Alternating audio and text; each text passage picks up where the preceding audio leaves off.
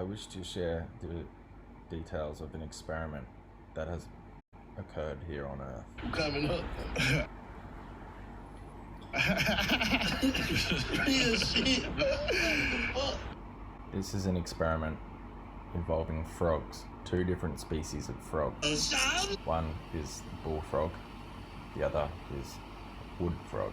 The people running the experiment, they have stated that they wanted to verify if asymptomatic, meaning no symptoms, no observable characteristics of disease, if we can get these kinds of frog to actually transmit disease interspecially, to a different species other than themselves. So the big question is, for this experiment, can we get bullfrogs to transmit a disease without actually causing the bullfrog disease? Because it is being widely hypothesized, many people are suggesting that other species of frog will come along and bring with them some microbes on their skin, in their body, and these microbes will destroy other species of frog, but not the species that came along on. Apparently, this hasn't actually been verified. This is something that the report states. We have over 300 tadpoles split into 9 different enclosures. So we have 9 houses, 9 enclosures, 9 containments, all containing an equal amount of tadpoles. For the record, 1 containment had 1 extra tadpole. They all had 35. Each containment out of all the 9 contained 1 bullfrog living inside another container. 9 containments, 35 tadpoles each, with a separate containment within the containment containing a bullfrog. 3 of the containments had bullfrogs living inside containments that did not share water with the tadpoles. These are the control bullfrogs. These are present only to control for the factor of frogs dying from living in the containment itself. We want to know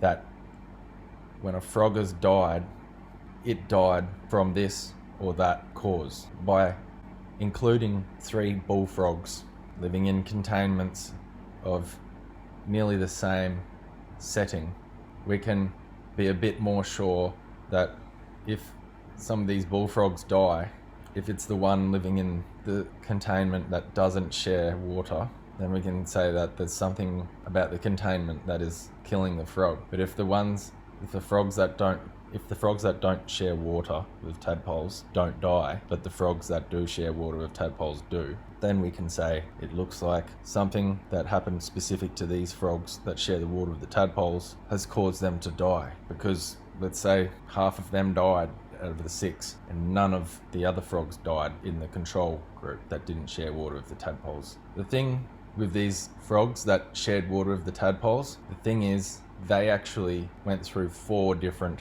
occasions whereby in this 70 days experiment,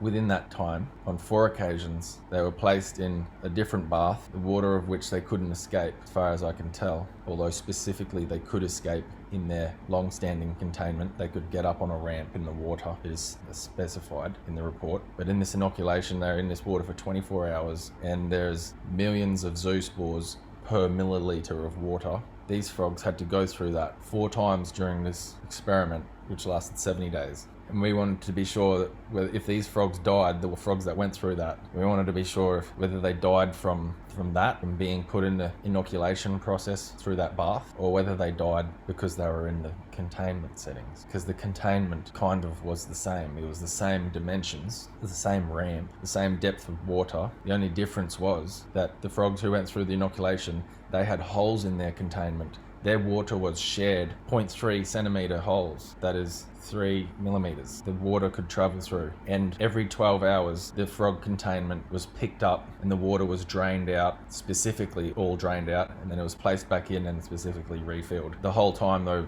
water can travel this way and that way. If the frog urinates, the urine's gonna homogenize with all the rest of the water that the tadpoles are using, and vice versa. This is the situation. So it is quite different water for these frogs. And then for the tadpoles, same story. It is a different water for the tadpoles when you're sharing a toilet with a frog, a big bullfrog, especially considering this bullfrog goes and gets doused in an incredible rate of zoospores, which are electric, they are aerobic, they are going to cause some issues on the first line of contact for the bullfrogs. The bullfrogs, it's not going to be a walk in the park for them, I dare say. They're going to be excreting compounds, peptides, after the inoculation and during at an extraordinary rate. I mean, at a rate at which they don't when they are not being doused in an incredible rate of zoospores, which are electric, they are aerobic. They are going to cause some issues on the first line of contact for the bullfrogs. It's not going to be a walk in the park for them, I dare say. They're going to be excreting compounds, peptides, after the inoculation and during at an extraordinary rate. I mean, at a rate at which they don't when they are not being inoculated at such an incredible concentration. So I mean to say, when we put these bullfrogs back in their enclosure, in their water where they share the waterway with the tadpoles, they're going to be dripping compounds that they don't usually drip every day, every other day that they're in their enclosure. They're going to be shedding, they're going to be getting over the fact that they were just in a bath for 24 hours with all these micro creepy crawlies all over them, trying to get in their skin, trying to find somewhere to do something. So these frogs are going to be coming back, getting over all their stuff in this containment with the tadpoles. The main reason for the experiment was to see if the tadpoles could be affected by the presence of a different species of frog sharing the same water. Specifically, if we could inoculate frog with a certain microorganism that we believe is causing disease in frogs and axolotls, all different kinds of amphibians.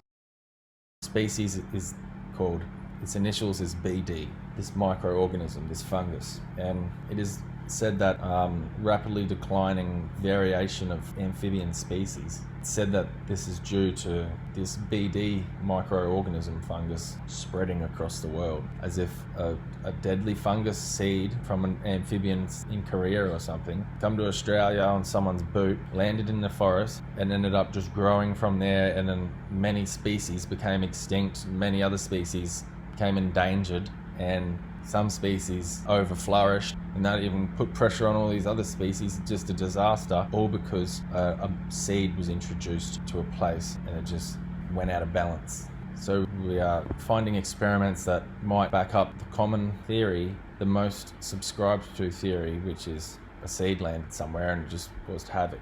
Here we say, well, look, these frogs, bullfrogs, they had this inoculation with the microorganism that we think is destroying all these different species of frogs.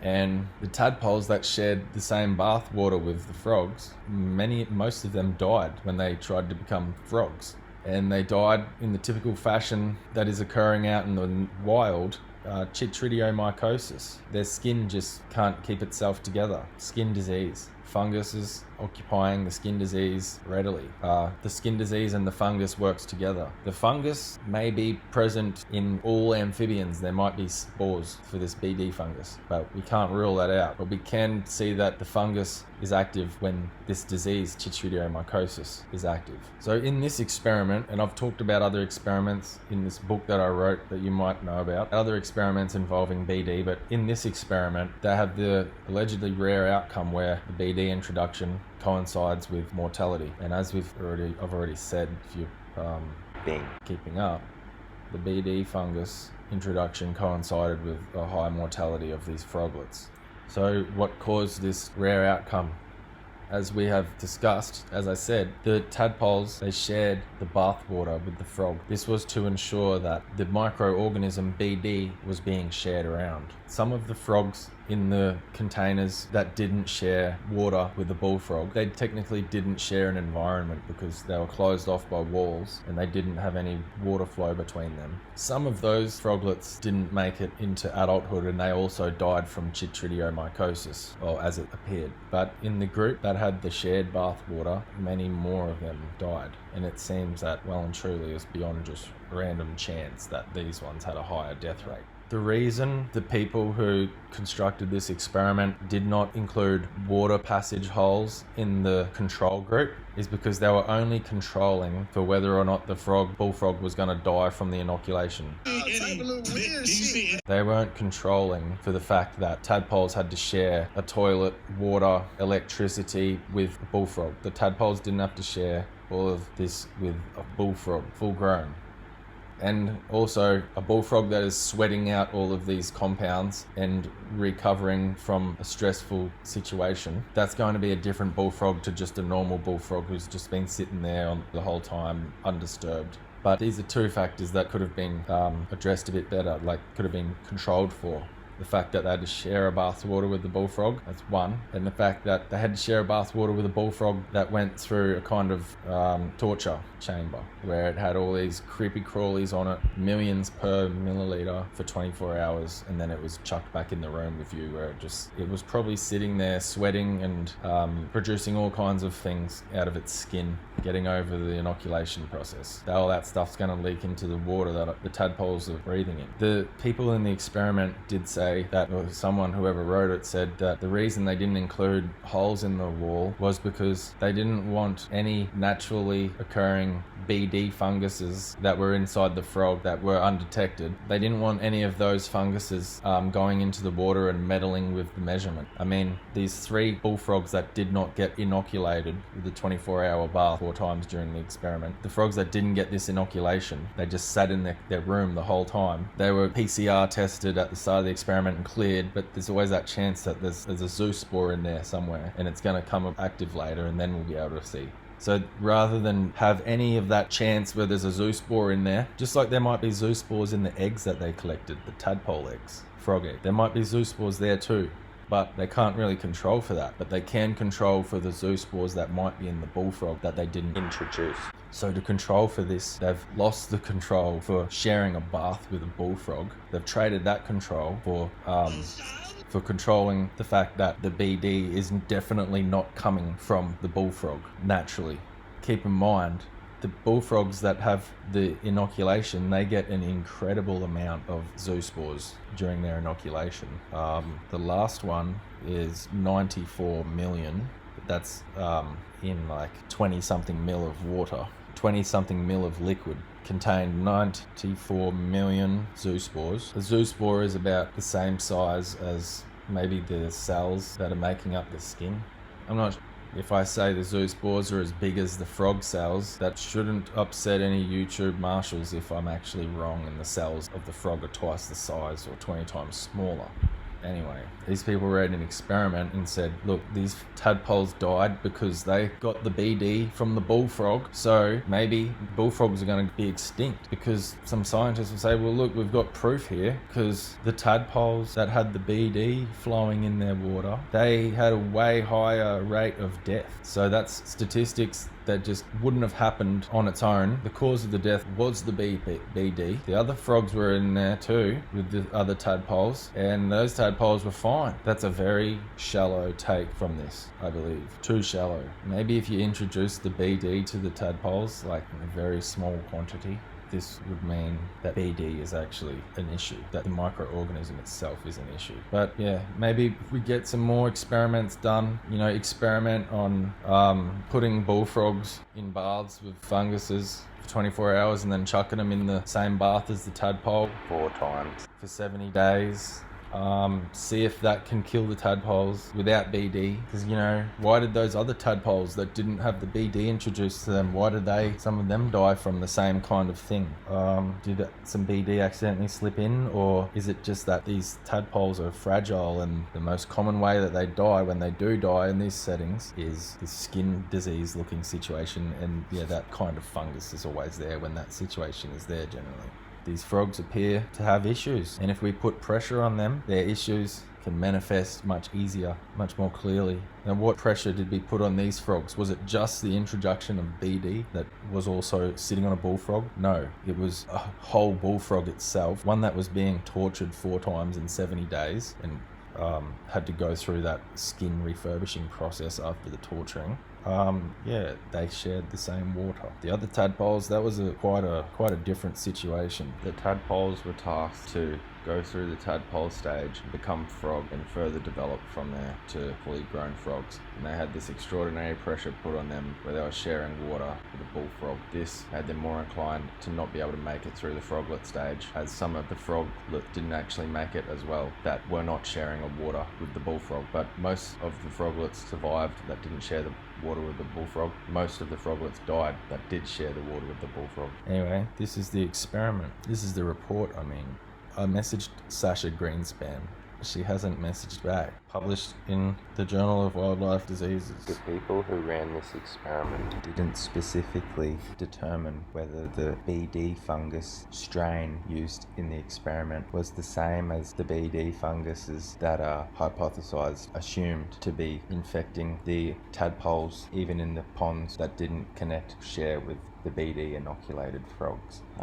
Even the froglets that didn't have known contact during the experiment with BD fungus, yet developed the chytridiomycosis disease symptoms and died or were euthanized. During this experiment, it wasn't specifically stated that the effort was put in to determine whether this was a distinct clade of BD fungus or whether it was the same BD fungus as was used in the experiment. This one, a different experiment on the NCBI website, contains findings. I've written about this experiment. It was the first experiment I learnt about in regards to chytridiomycosis. In this experiment, some of the frogs that weren't inoculated, the control frog, some of them developed a BD infection. Yet at the start of the experiment, they were all PCR tested for BD and they were said to be negative, clear of any infection status. So this made for curiosity to test the strains of the BD to see if they were the same as the BD that was used in the inoculation, because perhaps some of them leaked out in the experiment somewhere, somehow ended up in the control frogs as well. In this experiment, in the report, it stated they found that the control frogs were not infected with the BD isolate, BD strain clade that was used in the inoculations, which is called this CJB5-2.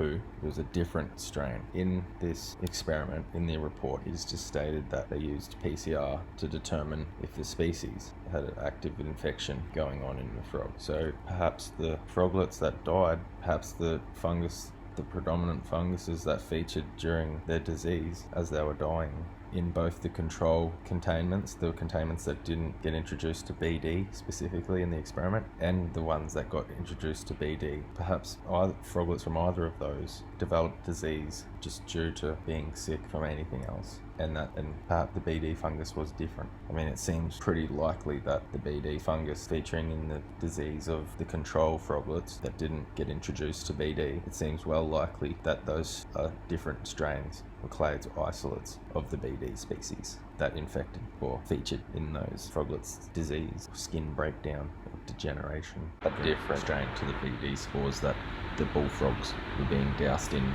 4 times during the 70-day experiment. Man, I don't know, man. Niggas just be scary as fuck. Did you see any big writing today?